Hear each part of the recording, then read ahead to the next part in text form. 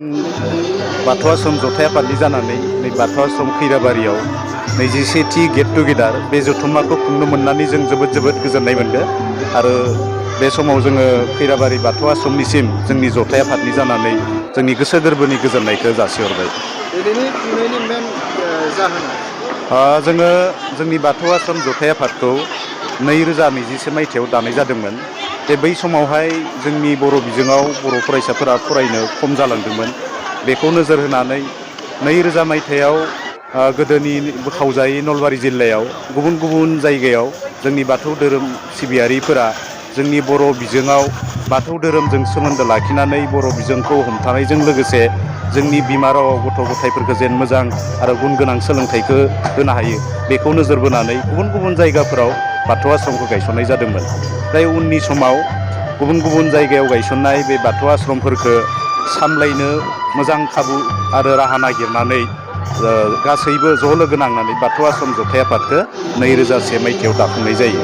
दासिम गोबां फरायसालि दङ जायफ्रा सरकार नङा आरो जायफ्रा बे सरकार बा बेबायदिनो प्राइभेट हिसाबै सालायगासिनो दङ।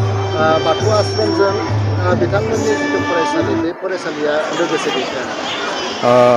सरकारनिफ्राय जि बाथौ आश्रम जायफ्रा UN एकाडेमि बायदिसिना औ थायो। जोंनियाव गावखुंथाय बे फरायसालि बाथौ आश्रम हिसाबै गुबैयै गुबुन जायगानि दखरानि बाथौ बियाब गौथुमफोरजों सोमोन्दो लाखिनानै जोंनि बाथौ आश्रमफोरखौ गायसननाय जादोंमोन। बे लेखायै जोंनि बाथौ आश्रमनि जि सोलोंथाइनि फराफारि बे सोलोंथाइनि फराफारिफोरा थोंजोङै जोंनि बाथौ धोरोमनि खायसे बोसोनफोरजोंबो सोमोन्दो दङ। बेनिखायनो जाय ओनसोलफोराव बाथौखौ बिथा खालामनानै गावखुंथाय फरायसालिफोरखौ गायसननाय जादोंमोन बे फरायसालिफोराल' जोंनि बाथौ आश्रम जथाय आफादाव जोंजों सरजाबनानै दङ। दासिम मिरुआव गंबेसे बाथौ आश्रम नोंथांमोना मोनदों? आथिखालाव दासान्दि गं 33 बाथौ आश्रम दङ। बेनिनो बांसिनानो बाक्सा जिल्लायाव, ओमफ्राय नैबे उदालगुरियाव गंसे, गंथाम जोंनिया सनितपुराव दङ, ओजोंहाय बजालि जिल्लायाव दङ, धेमाजि, बिस्वनाथ ओरैहाय गासै 33 बाथौ आश्रमा दङ। आरो बावैसोनि गेजेरावनो जोंनि बाथौ आश्रमनि जि अनजिमा गावखुंथाय फरायसालि हिसाबै बाथौखौ सोमोन्दो लाखिनानै जि गायसननाय फरायसालि बेफोर बांनायनि लामायाव दङ। बे समाव नुदों आसाम सरकारनिफ्राय जिहेतु बर' लेंगुवेजखौ 8 सिडिउलाव सोबाय, बे हिसाबै माने सरकारि राव हिसाबै लोगो राव बाहायजाबाय। नैबे समाव नुनो मोनदों बर' मिडियाम फरायसाफोरा खमिलांगासिनो दङ। मा बुंगोन बे समाव? दा बे खेथ्रआव जोंबो जोबोद दुखु मोननायखौ फोरमायदो जोङो गासै जोंनि बर' फिसाफोरनि गेजेराव, बर' रायजो राजाफोरनि गेजेराव। मानो होनबा जोंहा जिहेथु जों बिजोंखौ गोबां जुजिनानैसो जों बर' माहारिया मोनसेयावबो, नाथाय आथिखालाव गोबां जोंनि गोरों गोरा बर'फोरा गावबा गावनि गथ' गथायखौ गोरों खालामनो नाजानानै जोंनि बिजोङाव फरायहोआलाफानो गुबुन बिजोङाव फरायहोनायखौ नुनो मोनदों। दा जोङो गासैबो सांग्रां जानांगोन। मानो होनोबा जों गावनि बिजोङा थाबासो, गावनि रावनि बिजोङा थाबासो जों माहारिखौ गेरेमसा माहारि दानो जा साननाय, बे साननायखौ जाफुंगोन होननानै जों फोथायो। जोङो दुलाराय बर' माहारिनिसिम जोङो खावलायनो लुबैयो, जों जेसेबां हायो एसेबां जोंनि बर' बिजोंखौ जौगासार होनाय, बर' बिजोंखौ गेवलांसार होनाय बे मोनसे हाबाफारियाव गासैबो हेफाजाब होलायनांगौ।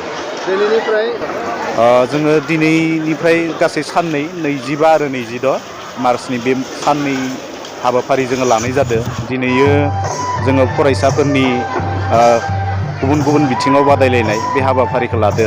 लोगोसेनो जोंनि बाथौ आश्रमफोरखौ बोरैहाय जौगाखांहोनो हागोन बेखौ नोजोर बोनानै, बर' बिजोंखौ बोरै जौगाहोनो हागोन बेखौ नोजोर बोनानै मोनाबिलियाव जोङो गासै आश्रम लोगो नांनानै मोनसे डेलिगेट जथुम्मा हांख्रायनाय जादों।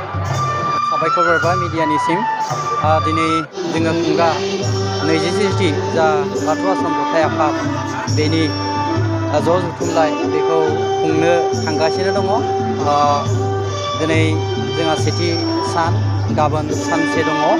दा बेयावहाय जोङो बानजाय आफादनिफ्राय जों जेसेबां हागौ जोङो बेखौ बानजायनो थाखाय नाजादों। नाथाय जों बुंनांगोन बे खैराबारियावहाय दिनै सप्तासेनि बारबाय, अखा हागासिनो दङ।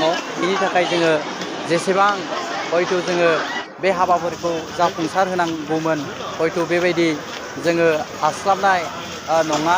दा बेखायनो आङो गासैबो बाथौ आश्रमनि जेसेबां फरायसालि दङ बिथांमोनखौ जोंनि फोरोंगिरिमोनखौ आरो जथाय आफादनि जा बिबानगिरिमोनखौ आङो खावलायो जाहाथे जोंनि बे बिबान बानस'नायाव बा गोरोन्थि जायोब्ला बा हास्लाबोब्ला बिथांमोना जोंखौ निमाहा होयो आरो बेनिख्रुइ साबसिन जाहाथे बाथौ आश्रम जथाय आफादखौ जौगासार होनो जोंनि थुनलाइ बिथिङावनो होन जोंनि धोरोम बिथिङावनो होन जोंनि फरायसामोनखौ आखल आखु दानायाव जोंनि बिगोमामोनखौ बाथौ धोरोमनि सोमोन्दै फोरोंनाय बा जोंनि जा बाथौ आश्रम जथाय आफादनि बेखौ गायसननायनि गुबै थांखिया जादों बर'नि गुबै धोरोम बेखौ गथ'फोरनो फोरोंनाय बिनि सान्थौ बिनि आसार खान्थिखौ फोरोंनाय बेनि अनगायैबो जोंनि बर' राव बर' बिजों बेखौ हमथानायानो जाबाय बाथौ आश्रम जथाय आफादनि गुबै थांखि। दा बेनि गेजेरजोंनो जोंबो जेसेबां हायो नैबे खैराबारियावबो धोरोम बा बर' राव बर' थुनलाइ बेखौ जौगासार होनायनि मोनसे जोङो रायजो राजामोननो जोंनि दुलाराय बर' माहारिनि थाखाय जोङो